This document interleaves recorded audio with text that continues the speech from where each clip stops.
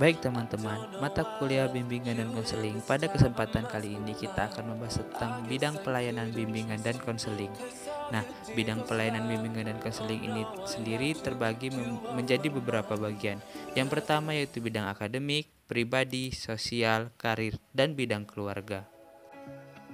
Nah, langsung saja kita masuk pada bidang bimbingan yang pertama yaitu bimbingan bidang akademik. Bimbingan bidang belajar atau bimbingan akademik merupakan bidang pelayanan yang membantu peserta didik dalam mengembangkan kemampuan belajar dalam rangka mengikuti pendidikan sekolah atau madrasah dan belajar secara mandiri. Bidang ini bertujuan membantu peserta didik dalam mengenal, menumbuhkan, dan mengembangkan diri, sikap dan kebiasaan yang baik untuk menguasai pengetahuan dan keterampilan sesuai dengan program belajar di sekolah. Menurut Soekardi, bidang ini dapat dirinci menjadi pokok-pokok sebagai berikut. Yang pertama yaitu pemantapan sikap dan kebiasaan belajar yang efektif dan efisien serta produktif, baik dalam mencari informasi dari berbagai sumber belajar, bersikap terhadap guru dan narasumber lainnya, mengerjakan tugas, mengembangkan keterampilan, dan menjalani program penilaian. Yang kedua yaitu pemantapan sistem belajar dan berlatih baik secara mandiri maupun berkelompok. Yang ketiga yaitu pemantapan penguasaan materi program belajar di sekolah sesuai dengan perkembangan ilmu, teknologi, dan kesenian. Yang keempat yaitu pemantapan pemahaman dan pemanfaatan kondisi fisik, sosial, dan budaya yang ada di lingkungan sekitar dan masyarakat untuk pengembangan pengetahuan dan keterampilan dan pengembangan diri. Dan yang terakhir yaitu orientasi belajar di perguruan tinggi.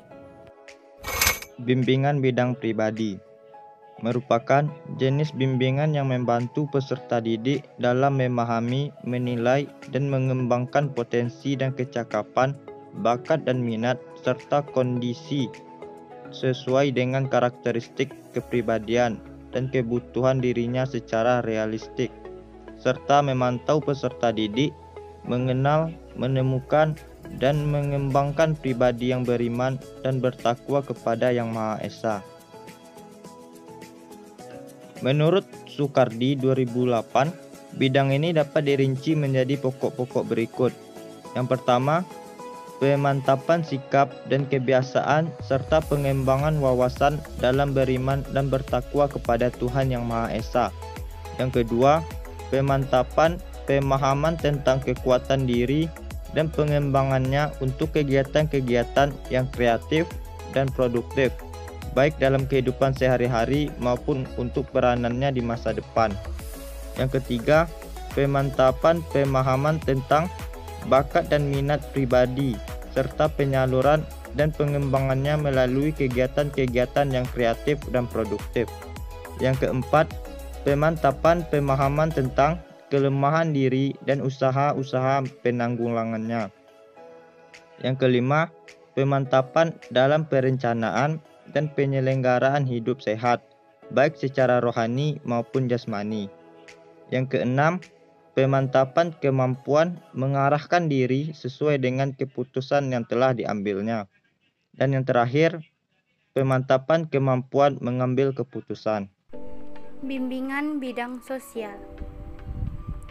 Depdiknas, pelayanan bimbingan sosial membantu peserta didik memahami diri dalam kaitannya dengan lingkungan dan etika pergaulan sosial yang dilandasi budi pekerti luhur dan tanggung jawab sosial. Jenis bimbingan ini membantu peserta didik dalam memahami dan menilai serta mengembangkan kemampuan hubungan sosial yang sehat dan efektif dengan teman sebaya, anggota keluarga, dan warga lingkungan sosial yang lebih luas. Menurut Soekardi, bidang ini dapat dirinci menjadi pokok-pokok berikut. Yang pertama, pemantapan kemampuan berkomunikasi, baik melalui ragam lisan maupun tulisan secara efektif. Yang kedua, pemantapan kemampuan menerima dan menyampaikan pendapat serta berargumentasi secara dinamis, kreatif, dan produktif. Ketiga, pemanfaatan pemahaman kondisi dan peraturan sekolah serta upaya pelaksanaannya serta dinamis dan bertanggung jawab. 4. Orientasi tentang hidup berkeluarga. 5. Pemantapan hubungan yang dinamis, berharmonis dan produktif dengan teman sebaya, baik di sekolah yang sama, di sekolah yang lain, di luar sekolah, maupun di masyarakat pada umumnya. 6. Pemanfaatan kemampuan bertingkah laku dan berhubungan sosial, baik di rumah, di sekolah, maupun di masyarakat luas dengan menjunjung tinggi tata krama, sopan santun, serta nilai-nilai agama, adat, hukum, ilmu, dan kebiasaan yang berlaku. Bimbingan bidang karir.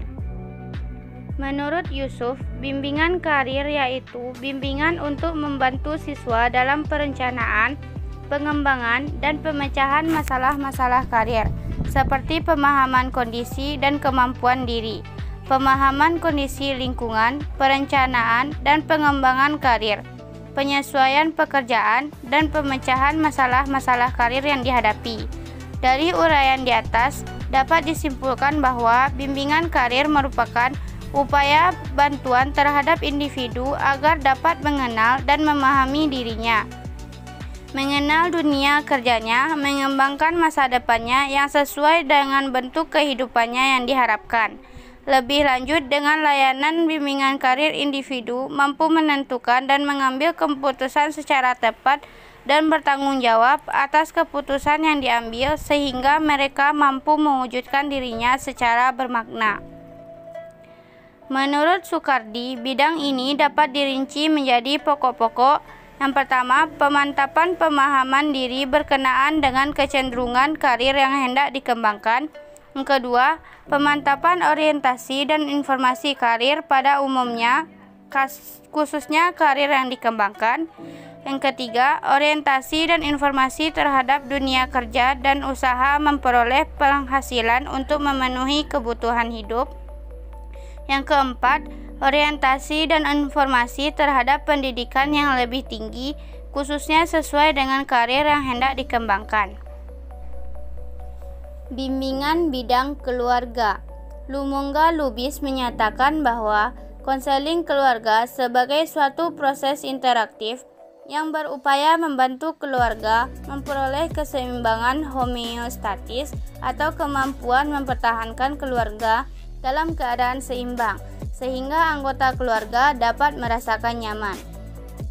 Dari definisi tersebut, dapat disimpulkan bahwa konseling keluarga adalah suatu proses interaktif untuk membantu keluarga dalam mencapai keseimbangan, di mana setiap anggota keluarga merasakan kebahagiaan. Keluarga dan sekolah merupakan dua sistem yang amat penting di dalam kehidupan anak dan remaja. Keluarga berperan utama dalam mempengaruhi anak-anak dalam proses perkembangan dan sosialisasinya. Kemudian sekolah tidak hanya mengembangkan keterampilan kognitif, akan tetapi juga mempengaruhi perkembangan perilaku sosial dan emosional. Tujuan umum konseling keluarga menurut pendapat Glick dan Kessler dalam Latipun yaitu: yang pertama, memfasilitasi komunikasi pikiran dan perasaan antar anggota keluarga. Yang kedua, mengubah gangguan dan ketidakfleksibelan peran dan kondisi. Yang ketiga, memberikan pelayanan sebagai model dan pendidikan peran tertentu yang ditujukan kepada anggota keluarga. Tujuan khusus konseling keluarga menurut Sofyan Willis untuk meningkatkan toleransi dan anggota keluarga terhadap cara-cara yang istimewa. Yang kedua, mengembangkan keberhasilan persepsi diri orang tua secara realistik dan sesuai dengan anggota-anggota lain. Yang ketiga, mengembangkan motif dan potensi-potensi setiap anggota keluarga. Yang keempat, mengembangkan toleransi terhadap anggota-anggota keluarga yang mengalami frustasi atau kecewa, konflik, dan rasa sedih.